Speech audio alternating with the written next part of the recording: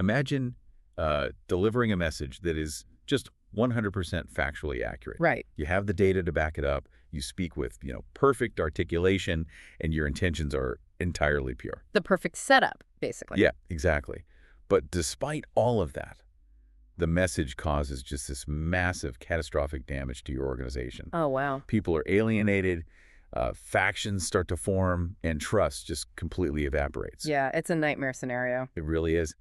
So today we are taking a deep dive into a stack of sources, articles, research, some really fascinating historical case studies that point to what might actually be the single most expensive yet quietest failure in leadership, education, and communication. And, it's not about lying. Right. It's about telling the absolute truth to a room that just doesn't share your dictionary. Which is such a wild concept to wrap my head around. It's the ultimate paradox of human connection, really. It really is, because there's this assumption we all have that precision equals reception, right? Yeah, like if I say it clearly, you have to understand it. Exactly. We tend to think of communication as this sterile, mechanical transfer of data, like handing someone a sealed box. Oh, I like that analogy. Yeah, so you put your perfectly formed thought in the box, you hand it over, they open it, and voila, they possess the exact same thought. It only were that easy, right? I mean, it would save us all a lot of headaches. But our source material today fundamentally shatters that illusion. And that brings us to the real mission for today's deep dive. We are unpacking a concept called contextual intelligence. Yes, contextual intelligence. And I want to be crystal clear right out of the gate for you listening at home, because based on the text we are examining, this is absolutely not a seminar on marketing. Right, definitely not. We aren't talking about manipulating a message or rebranding some difficult truth with flashy colors to trick people into buying it. No, it's about the disciplined, incarnational work of understanding the actual world your listener inhabits. Incarnational work. That's a heavy term, but we'll get into that. The foundational premise established right at the beginning of the text is, well, it's a sentence that should probably be etched into the desk of every CEO, every teacher, and every parent. I know exactly the sentence you're talking about. Yeah, it's a message can be true and still be missed. Yes, a message can be true and still be missed. It's so simple, but so profoundly devastating. Okay, let's unpack this. Because whether you are a manager trying to cast a vision for a burned-out team, or, a parent trying to explain a complex moral boundary to a teenager. Which is a whole separate deep dive right there. Oh, absolutely. Or even just someone trying to communicate deeply held beliefs to a skeptical neighbor.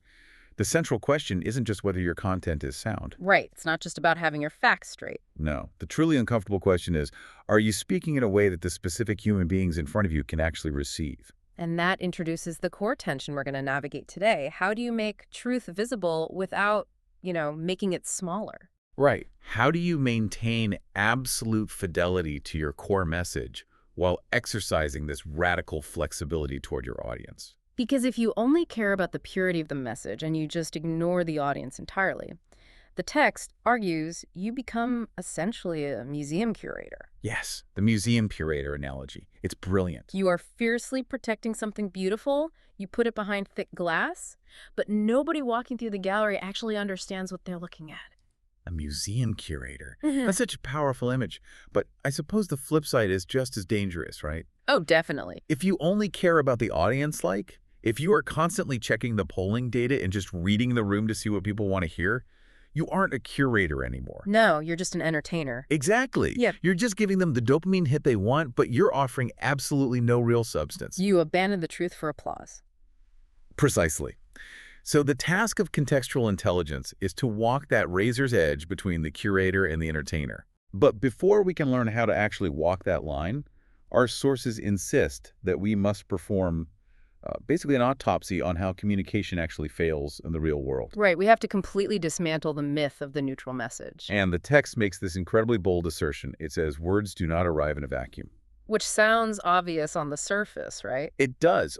Obviously words have context, but the sources dive so deeply into the mechanics of this. They introduce a concept from linguistics called a semantic field. What's fascinating here is how this shifts the entire burden of communication. How so?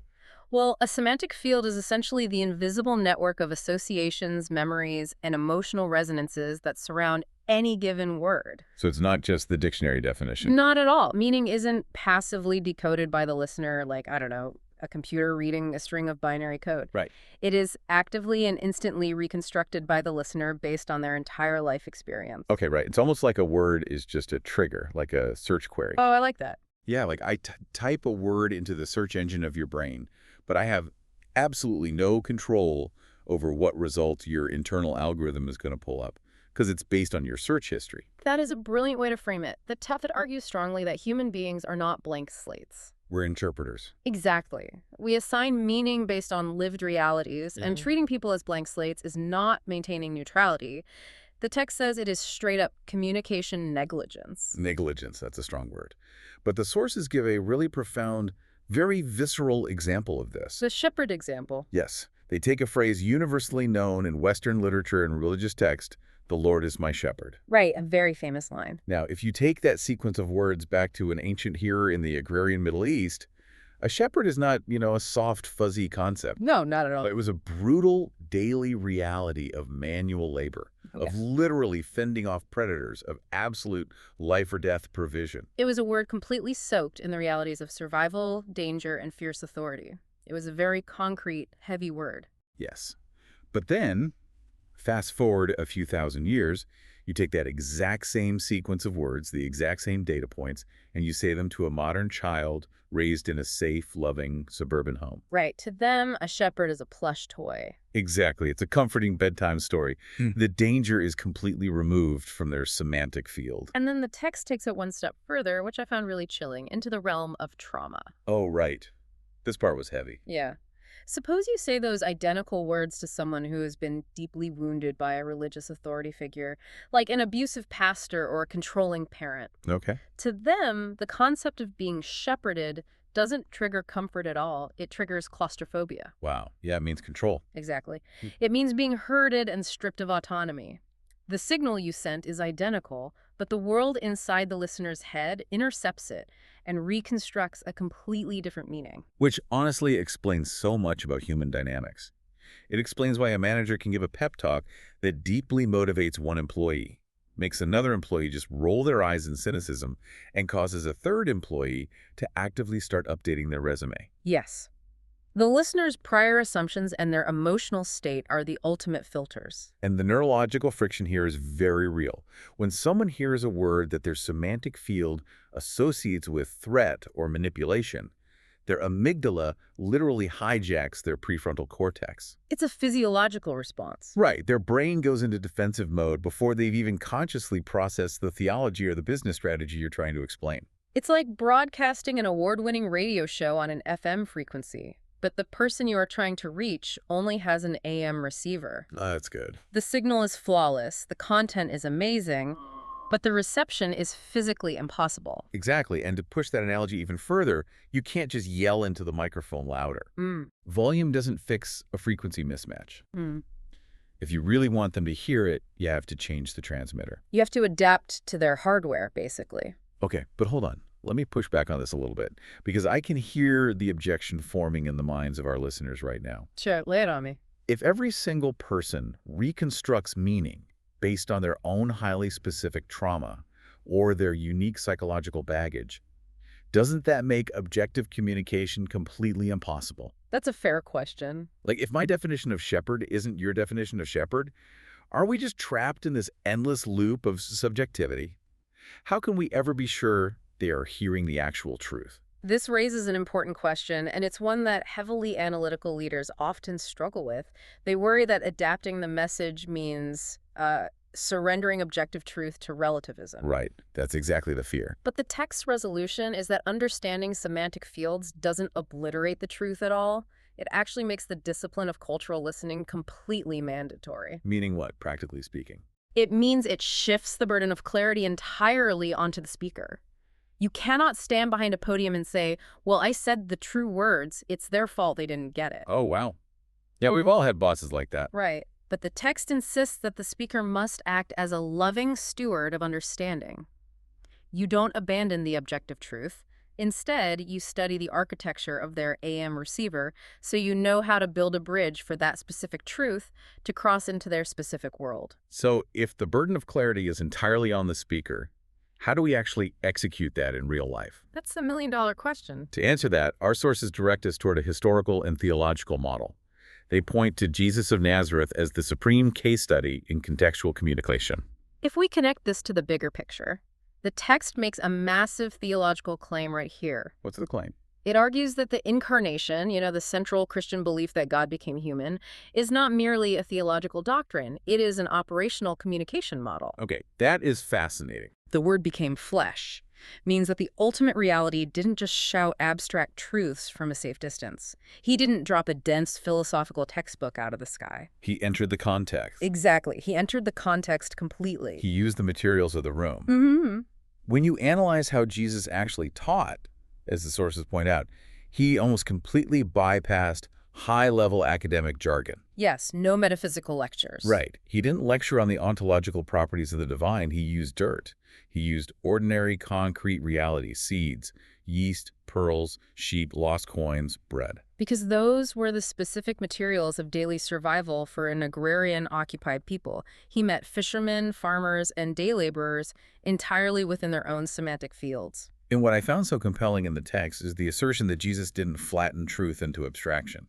He clothed mystery in familiar things. He always anchored the unknown to the known. Yes, but he also dynamically adjusted the cognitive load depending on his audience, which is a key part of this intelligence. Yo, absolutely. He tailored it constantly. He spoke in these sweeping, accessible terms to the massive crowds. Then he spoke more directly, and sometimes more cryptically, to his disciples to force them to think. And then he used sharp, razor-edge legal arguments when he was debating the religious scholars of his day. The author's analysis of parables is particularly insightful here. Parables are often misunderstood today as just, cute, decorative illustrations to keep the audience awake. Like a Sunday school flannel graph. Exactly. But neurologically and pedagogically, the text says they're highly sophisticated tools. A parable completely bypasses the listener's defenses. Right, because if you walk up to someone and say, hey, you are greedy and self-righteous, the walls immediately go up. Instantly, the AM receiver shuts off. But if you say, let me tell you a story about two brothers and a disputed inheritance. Oh, then they lean in. Exactly. A narrative creates what the author calls a liminal space. It allows the hearer to step inside a situation, walk around, and sort of inhabit it before they even realize they are the actual subject of the story. It demands reflection.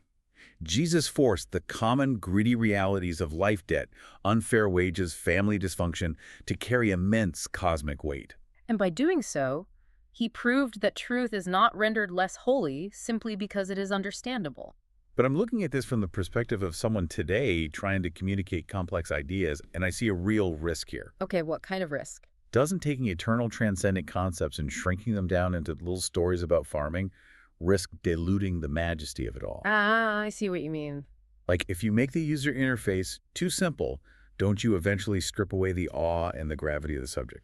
The text draws a very sharp, crucial distinction to address that exact fear. It separates the idea of simplification from the idea of concentration. Okay, concentration versus simplification. Right. Jesus didn't simplify in a shallow, reductionist way. He layered. Layered, how do you mean? Think of a parable not as a diluted, watered-down glass of juice, but as a bouillon cube. It is incredibly dense. It concentrates the truth. A parable reveals truth to the open, seeking heart, but it actually conceals it from the hard, cynical heart. Because they just think it's a story about a farm. Exactly. It requires the listener to participate in the meaning-making process, so it isn't a shortcut around depth. It is a vehicle that carries immense depth, but the entry threshold is low enough that a child can step onto it. Concentration versus simplification. That is a vital mental model to keep. It changes everything about how you prep a presentation. Okay, so Jesus used the everyday language of his listeners to make truth accessible and concentrated. Yet today, as our sources brutally point out, many of our modern institutions do the exact opposite. Which brings us to Section 3, the danger of insider language. Yes, this is where the text holds a very uncomfortable mirror up to modern communicators, especially religious communities, but certainly corporate cultures as well. Oh, corporate cultures are terrible at this. They really are. The text analyzes how tight-knit communities inevitably develop their own specialized vocabulary. They develop insider language. We're talking about jargon. Yes. jargon. And the text specifically targets religious subcultures, listing words like grace, justification, sanctification, anointing. Or phrases like praying for a hedge of protection. Yes, or saying you're going through a season, or just labeling literally everything as blessed. Now, it's really important to state that the text isn't arguing these words are inherently false or evil. Right, many of them are anchored in centuries of historical theology. The core problem is that to an outsider, or even to a newly integrated member of the community, these words are utterly opaque. They function as a sacred shorthand. And shorthand is a wonderful tool for efficiency, if, and only if, everyone in the room has actually been trained in shorthand. Which they usually haven't. Exactly. And if they haven't, the text argues that this shorthand hardens into a wall. It ceases to be a window through which people can see the truth, and it becomes a badge of belonging. Right, you learn to parrot the right words to prove you are safely inside the tribe. Which turns into a massive systemic failure for the organization.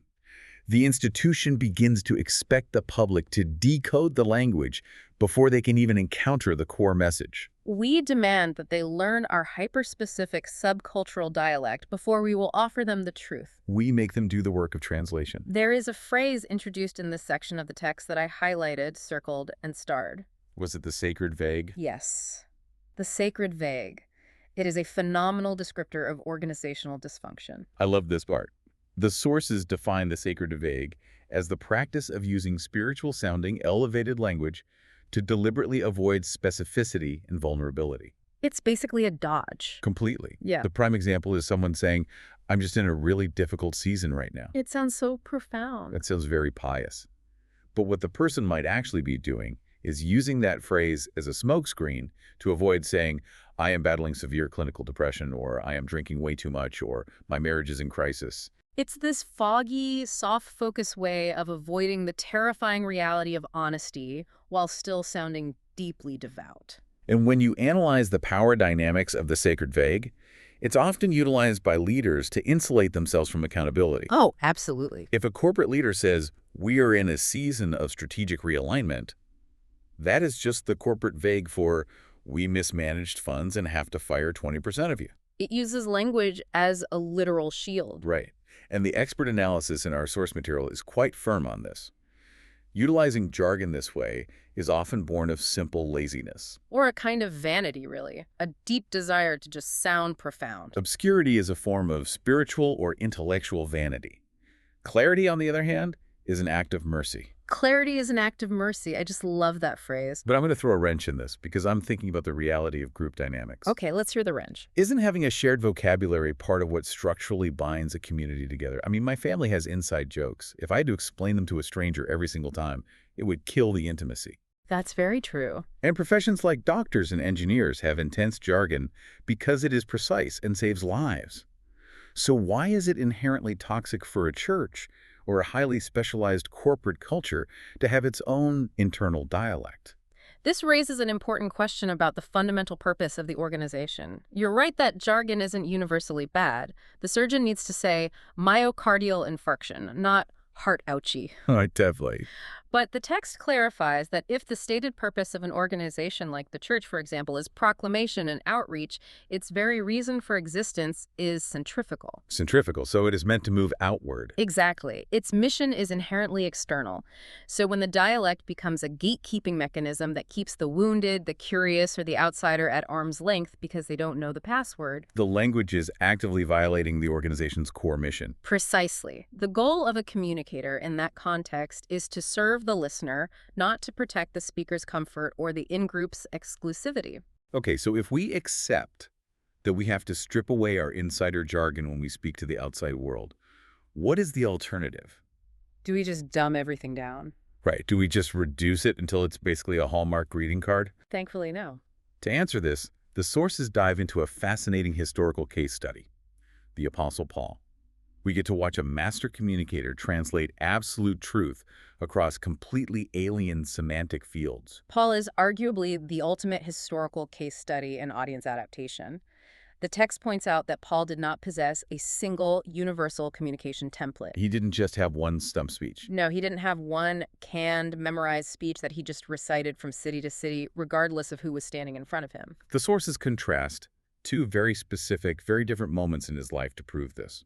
First, we look at Acts chapter 13. Okay, Antioch. Right. Paul is in a synagogue in Antioch. He is speaking to a Jewish audience. These are people who already exist inside the biblical narrative. They know the lore. Exactly.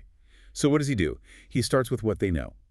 He starts with Israel's history, the Exodus from Egypt, King David, and the covenant promises. He reasons with them from their own shared sacred texts.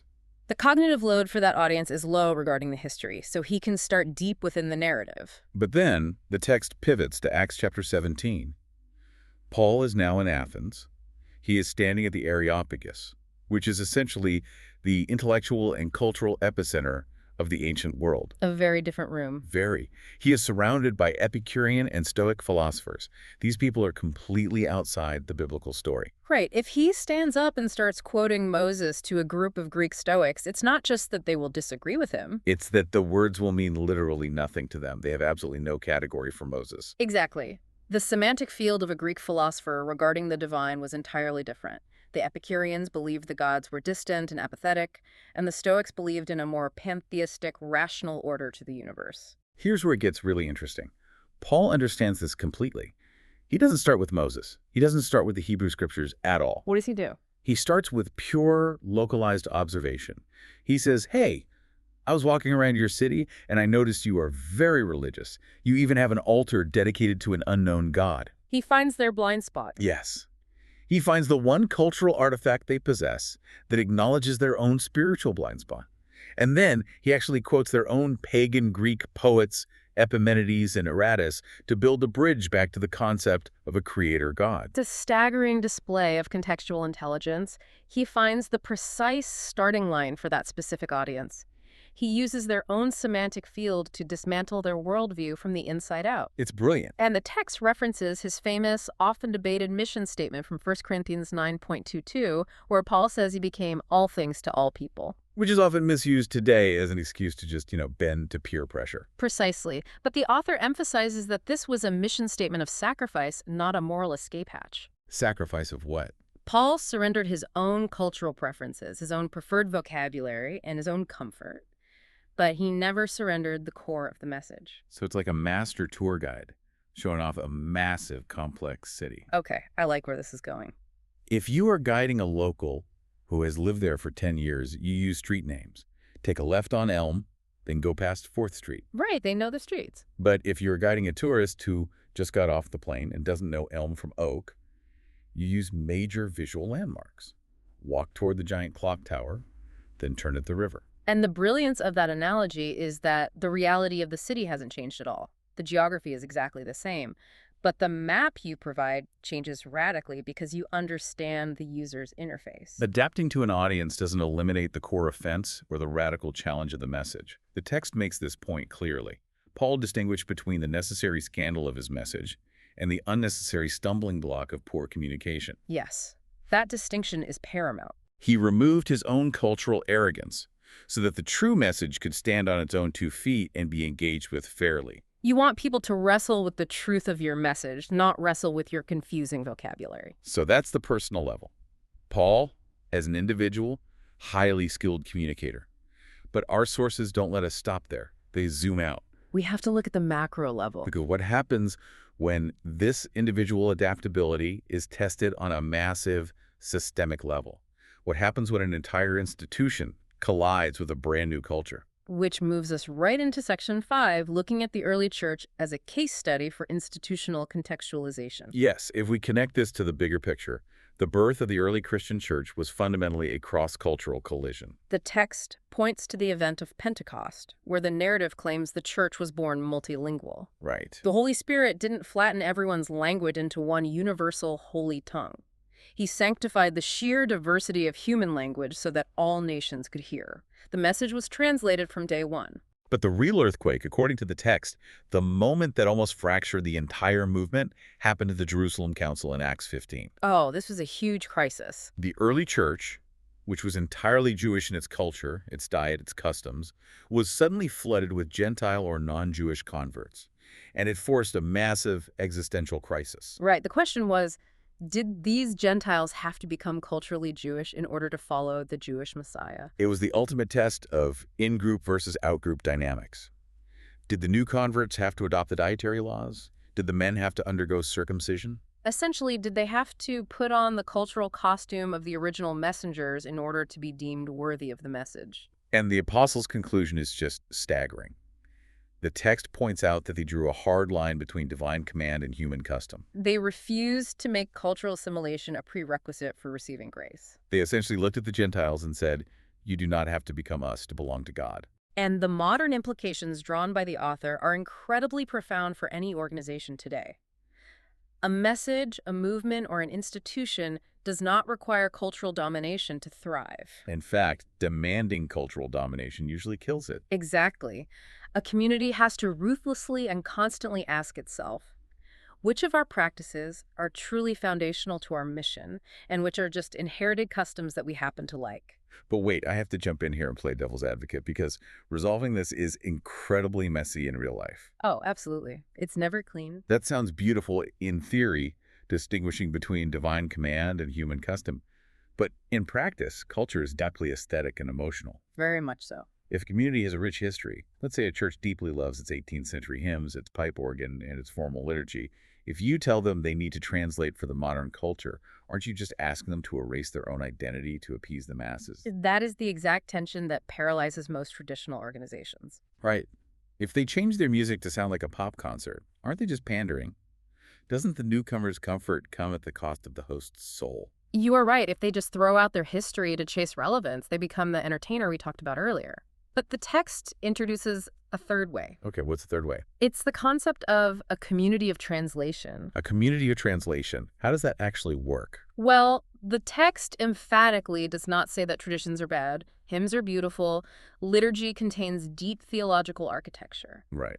The issue isn't the existence of the tradition. The issue is when the tradition operates as an unspoken test.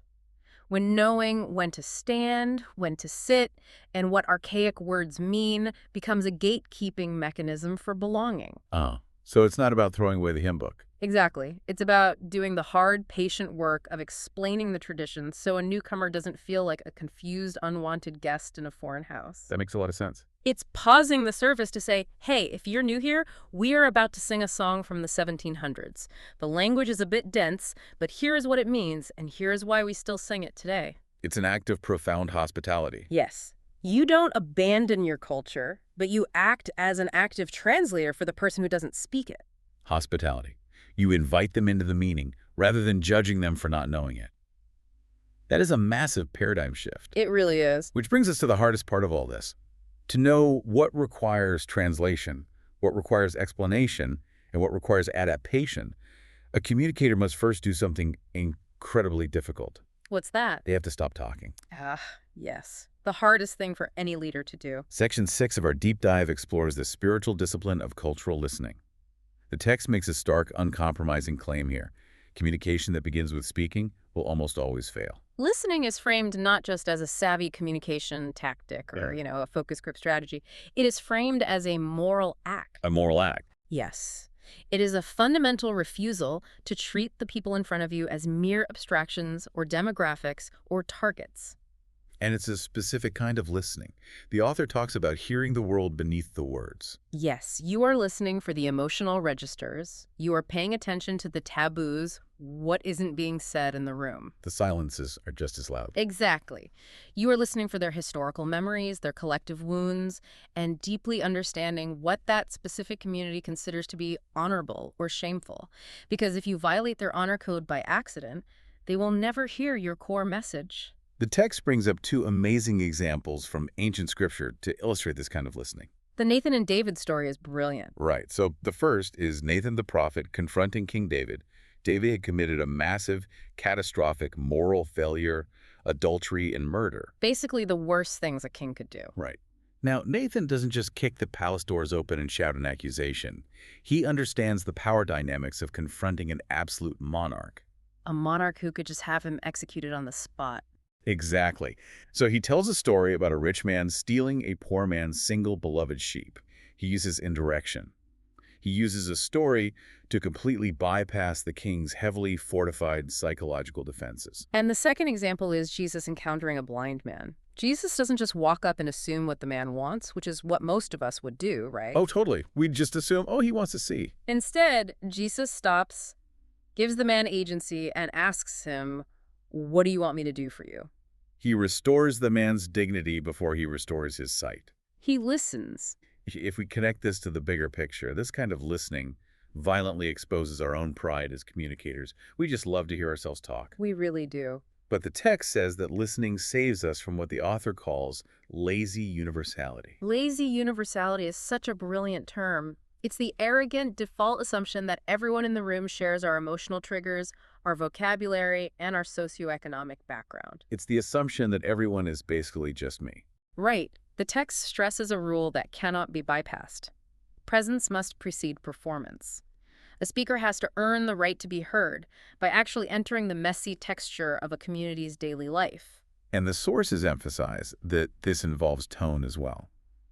The tone of your message is just as important as the truth of it, because your tone carries its own distinct meaning. Tone is huge. If you state a completely true, objective fact, but you say it with a tone of dripping contempt, the listener does not hear the truth. They hear the contempt. Right. The medium of your emotion overrides the data of your words. It's like walking into a crowded room, striding straight over to the thermostat and cranking it up without ever checking the actual temperature of the room. You're just blindly adjusting. Exactly. If you haven't taken the time to sit in that room and feel that it is already freezing cold, turning on the AC is just going to make everyone miserable. And it doesn't matter how technologically advanced or brilliant your AC unit is. It doesn't matter if you have the best AC in the world. You didn't read the room. Right. And when we fail to read the room, when we skip the agonizing work of listening, our attempts to be relevant usually fall into one of three distinct disastrous traps. The text outlines these traps very clearly, and this is where contextual intelligence becomes a really sharp diagnostic tool. Let's walk through these because this is where the theory hits the pavement for anyone trying to communicate today. Let's do it. Trap number 1, cultural imitation without discernment. This is when an organization or a leader just blindly copies the slang, the fashion, or the aesthetics of a culture without understanding the soul or the pain behind it. It's the corporate brand trying to use Gen Z TikTok slang on Twitter. Oh, the worst. Right. It's highly transactional, it's completely unearned, and frankly, it induces severe secondhand embarrassment. It's cringy. Very cringy. But the text asks us to look at the psychology behind it. The hard issue driving the imitation trap is usually a deep anxiety to be liked. It's the fear of missing out. You are borrowing the costume of a culture without being willing to learn their actual story. Exactly. You want the engagement metrics without the relationship. Yes, exactly. Okay, trap number 2, diluting truth for popularity. This is when a communicator actively evaporates the challenging theology or the hard realities of their message just to avoid offending anyone. This is so common today. The text gives potent examples of this in religious spaces. Sin gets continuously downgraded until it's just called brokenness. Repentance is rebranded as mere self-improvement or mindfulness. And Christ is reduced to a vague spiritual life coach who just wants you to reach your full potential. And the psychological driver here is cowardice, but it is a very insidious kind of cowardice because it wears the clothes of wisdom and empathy. People think they're being loving. Right. The communicator convinces themselves that they are just being seeker-friendly or accessible, but they want to be palatable so badly that they completely remove the active ingredient from the medicine they're supposed to be administering. And finally, trap number 3, cultural withdrawal and fearful isolation. This is the opposite extreme from dilution. Completely the opposite. This is when a community just gives up, builds a massive wall, and retreats into a pure, highly protected subculture. They keep all the forms of their faith or their corporate identity intact, but they completely lose the capacity to interface with anyone in the outside world. The driver here is an overwhelming fear of contamination. It is purity culture applied to communication. But the text forcefully argues that if you look at the Christian narrative, the cross itself is the ultimate measure of successful communication. How so? Well, God draws intimately close to humanity without ever pretending that humanity's flaws are small. He does not dilute the truth to be popular, but he absolutely refuses to isolate himself from the world to stay pure. He enters the mess without losing the message. Exactly. So as you analyze the current landscape, whether we are talking about corporate America, the education system, or modern religious institutions, which of these 3 traps is the most seductive right now? That's a really good question. Which one are well-meaning, highly educated people falling into without even realizing it? Based on the structural incentives of our current society, the text points heavily toward dilution. Dilution. Yes, in a hyper-connected, easily offended digital landscape, dilution is the most seductive trap because it masquerades as empathy. We deeply want to be sensitive to people's trauma, which is a noble and necessary instinct. Of course. But we confuse sensitivity, which is the discipline of communicating hard truth respectfully and carefully, with silence, which is avoiding anything that might cost us the audience's approval. We trim the message until it demands absolutely nothing. And because it demands nothing, it transforms no one. Exactly. It becomes completely toothless. So how do we practically avoid these traps?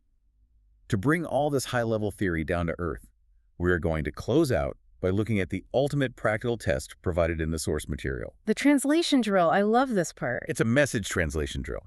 We're going to watch how a single, mundane, everyday message must be actively translated for 3 completely different sets of ears. This is where the concept of contextual intelligence becomes intensely practical.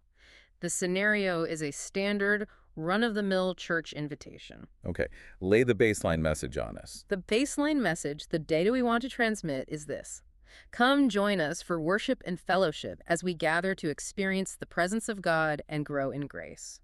Now, to an insider who has been going to church for 20 years, that sentence sounds lovely. It sounds warm and inviting. But let's run the drill. Right. First, the text translates this for a new believer. The author notes that a new believer needs structural scaffolding, not assumptions. So what does the translation become? It becomes, come spend time with other Christians this Sunday as we sing, hear from the Bible, and learn how to follow Jesus together. Notice the neurological friction that was just removed. It's all gone. The vague insider terms were unpacked into concrete actions. Worship became the physical acts of singing and hearing from the Bible. And fellowship, which obviously is a bizarre word outside of religious circles or like Lord of the Rings, became just spending time with other Christians. It removes the ambiguity so the new believer knows exactly what to expect. Next, we translate that exact same core invitation for a curious neighbor or a skeptic. This one is tricky. The text says this demographic requires high hospitality and high clarity, deliberately avoiding any coded spiritual pressure. So the translation is, you are welcome to join us this Sunday. We will read scripture, sing, and talk honestly about life, faith, and hope. It's incredibly disarming. It completely removes the pressure of expected spiritual performance. Notice it deliberately doesn't demand they experience the presence of God on day one. Right, because to a skeptic, being told to experience the presence sounds either intimidating, emotionally manipulative, or just scientifically absurd. It triggers their defenses immediately. Instead, the translation simply offers an open, low-stakes door to honest conversation. And finally, translating for the mature believer. The text argues that they actually need the rich covenantal depth of the historical language. They shouldn't be starved of deep theology just to cater to the newcomers. So what does that one sound like? It becomes, join us this Sunday as we gather for worship, scripture, prayer, and mutual encouragement in Christ. What's fascinating here, and what proves the entire thesis of the text, is that the core intent remains absolutely identical in all 3 versions. Right. You are asking a human being to come to a gathering. You haven't diluted the truth at all. But the language shifts dynamically to meet the specific semantic field of the hearer. The text is adamant. This isn't a marketing gimmick. This is an act of profound pastoral care. Comprehension is a mercy. Yes. Making someone feel understood, making them feel like you took the time to speak their language before they even walk in the door, is the very first step toward actual transformation. It's literally like changing the focal length on a camera lens. Oh, that's a great way to put it. If you are photographing a massive mountain, you aren't changing the mountain. The mountain is an objective reality, but you are adjusting the lens so that the specific person looking through the viewfinder can actually see it in sharp focus. If the person looking through the lens is nearsighted, you twist the barrel one way. If they're farsighted, you twist it another. The truth of the mountain doesn't change, but the focus adapts to the user. And that continuous empathetic adjustment of the lens is the very definition of contextual intelligence. So what does this all mean for us? Let's bring this deep dive in for a landing. The overarching theme from our sources is clear, right? Contextual intelligence is not about compromising the truth. Not at all. It is the ultimate act of love and stewardship. We have to learn to speak clearly. We have to ruthlessly strip away our lazy jargon. We really do. We have to do the grueling, quiet work of listening to the culture we are standing in, and we must translate our message without ever diluting its core. It requires humility, deep patience, and just a fundamental respect for the cognitive and emotional reality of the people you are speaking to. Exactly. And to you, the listener, I want to bring this right to your doorstep. Tomorrow morning, whether you are drafting a company-wide email announcing a major policy change, giving a presentation to a skeptical board, or just sitting on your porch trying to share your deepest convictions with a neighbor. Your goal is not to sound impressive. Exactly. Your goal is not to prove how much you know or how pure your vocabulary is. Your goal is to be a bridge. You have to do the engineering work to build the bridge so that the truth can actually walk across it into their mind. And as we close, I want to leave you with a final thought to mull over, something that takes everything we've discussed today and just pushes it into the future. Alrighty. We spent this time talking about translating truth into different cultural languages and semantic fields. But what happens when the medium itself is the cultural context we are failing to listen to? Oh, wow. Like the technology itself. Yes. In an increasingly algorithm-driven, hyper-fragmented digital world where attention spans are measured in milliseconds, how does the digital platform we use inherently change the language we are speaking? That's a huge question. If, as the text says, physical presence must precede performance, can we ever truly be present through a screen? Can an algorithm carry an incarnational message, or are we fundamentally altering the truth of what we say simply by the digital way we transmit it? Wow. That is a massive, slightly terrifying question to chew on. Can an algorithm be incarnational? I'll be thinking about that all week. It definitely keeps you up at night. Well, thank you so much for joining us on this deep dive. We hope you take these insights, look honestly at how you were transmitting your own messages, and do the hard work of clearing up those muddy waters in your conversations today. Keep building those bridges. Keep building those bridges. We'll see you next time.